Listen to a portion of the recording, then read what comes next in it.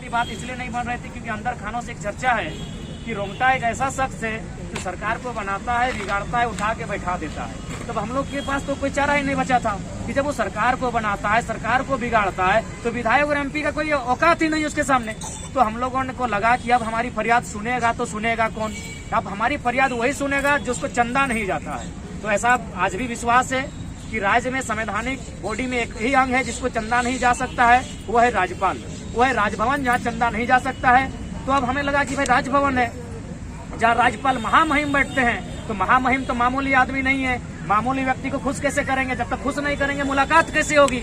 महामहिम को खुश करने का सवाल है। तब हमने कहा हम तो दर्द में है, हम तो बीमार हैं, हम तो लाचार हैं, और दर्द में जाएंगे महामहिम से मिलने। इसीलिए डिसीजन होता है हम लोग पैदल ही मिलने जाएंगे महामहिम से, गाड़ी घोड़ों की सवारी में नहीं, एसी के बस में नहीं, और मने मर्सिडीज और 4 व्हीलर में नहीं। महामहिम से मिलने हम लोग पैदल जाएंगे। हम लोग दर्द में हैं और दर्द के साथ जाएंगे और महामहिम को अपने दर्द की दास्तां को सुनाएंगे। और ये डिसीजन होता है कि हम लोग बूढ़ा खाप से लगभग 60 से 70 किलोमीटर की दूरी राजभवन पड़ता है, हम लोग पैदल चल के आए ताकि महामहिम को अपनी फरियाद सुना सके। और हमारी फरियाद उन तक पहुंच चुकी है।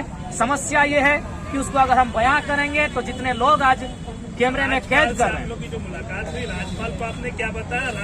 राजपाल के विभाग के व्यक्ति से उनका जो प्रशासनिक कार्य को देखता है, चूंकि आज राज्यपाल अस्वस्थ है और चूंकि जैसा की बात होती है उनसे मिलने के लिए 2-3 दिन का समय मांगा गया है।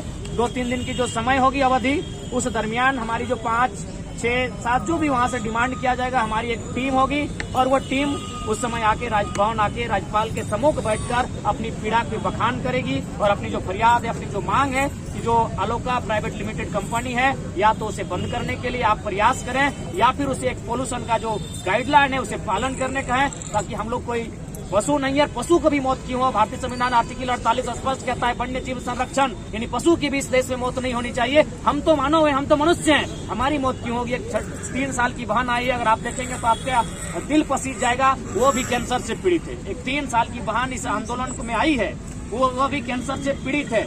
तो ये सवाल है, लोकतंत्र के चौथे स्तंभ के माध्यम से पूरे देश, पूरी दुनिया, पूरे राज्यवासी से सवाल है, ये कैसी लोकतांत्रिक ढांचा है जहां एक कंपनी के निजी स्वार्थ के लिए हजारों लोगों की जान आज खतरे में है, हजारों लोगों की जान जोखिम में है, हमारी फसलें बर्बाद हो रही है, हमारी नस्लें बर्बाद हो रही है, हमारी पीढ़ी दर पीढ़ी बर्बाद हो रही है। इसलिए आज राजभवन हम आए हैं क्योंकि यहाँ चंदा नहीं जाता है। अगर यहाँ भी चंदा जाता तो हम लोग, हमारे पास और कोई चारा नहीं बचता। हमें आस्था है यहाँ चंदा नहीं जाता है, इसलिए आज हम लोग राजभवन आए हैं। महामहिम हमारी फरियाद को सुने और इस पर तत्काल कार्रवाई करते हुए इस पर या तो कंपनी बंद हो या तो उस पर एक विशेष टीम गठित करने के बाद, प्रदूषण की टीम बनाने के बाद, जो भी प्रदूषण का मानक होता है, मापदंड होता है, उसके अनुरूप खरा नहीं उतरती है तो बिल्कुल ऐसी कंपनी सुचारू रूप से चलनी नहीं चाहिए। 6 महीने का आप जो जिक्र कर रहे हैं कि 6 महीने से आंदोलन चल रहा है, इस 6 महीने के दौरान ही रामगढ़ में उपचुनाव हुआ, एक चुने हुए प्रतिनिधि जो विधानसभा में पहुंचे, वो भी बात आप नहीं, बिल्कुल बात ये है ना सिराज भाई, रामगढ़ जिला और विधानसभा अलग है।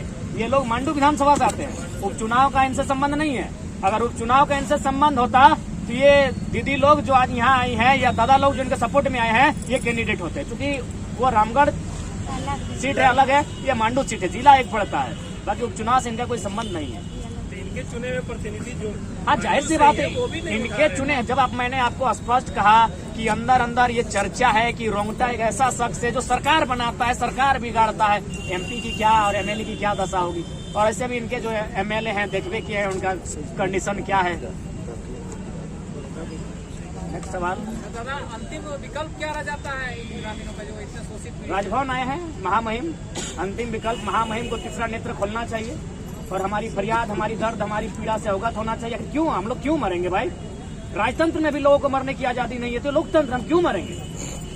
हमारे मासूम बच्चे कैंसर से पीड़ित हैं, बाकायदा 12 लोगों की लिस्ट है, बीमारी से ग्रसित हैं, जो भविष्य में कभी भी मने मौत को प्राप्त हो सकते, कभी भी उनकी मृत्यु हो सकती है। हम खेदपूर्वक एक बात दोहराना चाहेंगे और शायद संभावना आपको भी पीड़ा होगी, आपकी आंखों में भी आंसू झलकेगा। हमारे यहाँ बहुत सारी बहनें जो उस गांव की हैं, 30-35 की आयु में अपने पति को खो चुकी हैं। क्यों? सिर्फ कंपनी के प्रदूषण के कारण। तो ऐसी कंपनी मानवता के मानकों पे कहीं खरा नहीं उतरती है। वो कानूनी मापदंडों पे खरा उतर सकती है, कानूनी मानकों पे खरा उतर सकती है, संवैधानिक मापदंडों पे खरा उतर सकती है। मानवता की अगर बात करते ऐसी कंपनी कहीं खड़ी नहीं उतरती है। ऐसी कंपनी एकदम तथा यथाशीघ्र बंद होनी चाहिए जो मानवता के लिए खतरा है। आप वहाँ हमें सीएम जो है मुख्यमंत्री ने ये किया कि एक पेड़ लगाइएगा तो आपको 5 यूनिट बिजली फ्री मिलेगी। वहाँ पर कई जिस तरीके से वहाँ से वीडियोस आए कि चिपको आंदोलन के तर्ज पे महिलाएं वहाँ पे प्रोटेस्ट कर रही है। कितने पेड़ों को काटने के वहाँ पे कंपनी तैयारी कर रही है? मुझे लगता है वहाँ 400-500 पेड़ों के काटने की संभावना है। एक तरफ सीएम का अगर इस तरीके से बयान हो 22 एकड़ 92 डिसमिल लगाइए 5 यूनिट आपको बिजली फ्री कर देंगे, दूसरी तरफ हजारों अगर सुनिए माननीय मुख्यमंत्री जो बयान दे रहे हैं कि 5 पेड़ लगाओ 1 यूनिट बिजली फ्री, तो उस हिसाब से मुझे लगता है बूढ़ा खाप की जो दीदी लोग आई हैं इनके पास 4 गो पावर हाउस होना चाहिए। 22 एकड़ जमीन में लोग पेड़ बचाइए। 22 एकड़ 92 डिसमिल 22 एकड़ 92 डिसमिल इन लोग 92 डिसमिल को भी नहीं छोड़ेगी। 22 एकड़ 92 डिसमिल 1 डिसमिल भी नहीं छोड़ेगी, इसीलिए लोग पैदल आई है। लेकिन जयराम जी अब चारों तरफ की बात कर रहे हैं, आप रामगढ़ की बात कर रहे हैं, बड़का गांव में भी जिस तरीके से पावर प्लांट जो अडानी का है उसको लेकर भी विरोध प्रदर्शन हो रहा है, और भी अलग अलग क्षेत्रों में जहाँ जहाँ पे कंपनियां हैं वहाँ ऐसे, चाहे कोटा की बात हो, ये क्या लगता है कि सरकार राज्य की जो नीतियां हैं वो जो है आम लोगों के लिए नहीं, कॉर्पोरेट बिल्कुल राज्य की और देश की। अभी देखिए एक शायद वन अधिकार अधिनियम कानून 2023 आपका शायद लोकसभा में बिल पेश हो चुका है। उस कानून में स्पष्ट है कि जो कॉर्पोरेट्स होंगी उनको वन जमीन अधिग्रहण करने में सुविधा होगी।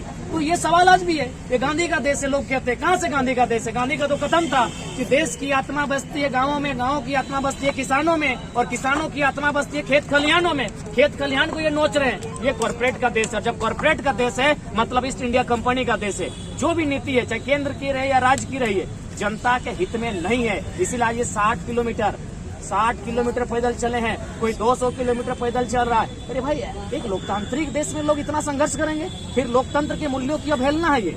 तो इसीलिए मेरा मानना है चाहे गोंदलपुरा रहे, बूढ़ा खाप रहे, गोड्डा रहे या फिर कोई क्षेत्र रहे, जो भी नियोजन जो भी नीतियां बन के आ रही हैं वो हमारे लिए कहीं ना कहीं मौत का फरमान लेकर आ रही है। हम कहाँ, हमारे देश के एक सदन में एक नेता ने कहा था, माननीय जयपाल सिंह मुंडा ने, कि जिसे आप विकास समझते हैं वो हमारे लिए कब्रगाह है, कंपनी को आप विकास समझते हो हमारे लिए कब्रगाह है। कब्र ही है, हमारे दीदी सामने है। अगर वो बात करेंगे तो आंखों में आंसू आएगा।